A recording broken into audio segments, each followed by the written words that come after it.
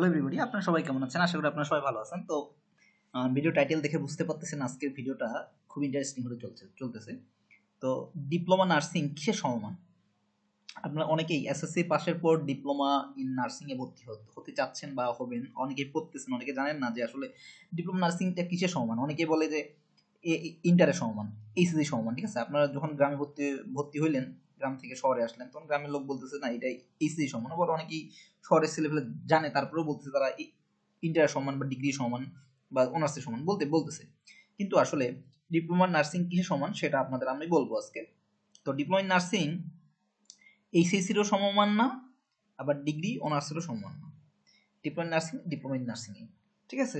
তার কারণ আপনারা হচ্ছে যে এইচএসসি তো 2 বছর পড়লেই হয়ে যায়, কিন্তু আপনি ডিপ্লোমা নার্সিং 3 বছর 4 বছর করতে হচ্ছে। তো সেই দিকে আপনার ডিপ্লোমা নার্সিং আপনার কোনোটাই সমান না। তাছাড়া আপনি দেখেন, আপনি ডিপ্লোমা নার্সিং করে কিন্তু 10 মিনিটে চাকরি পেয়ে যাচ্ছেন সহজে, কিন্তু কেউ ইন্টার করে কিন্তু আপনার পদে অ্যাপ্লাই করতে পারতেছে না, বা ডিগ্রি পরেও কিন্তু আপনার পদে কেউ অ্যাপ্লাই করতে পারতেছে না।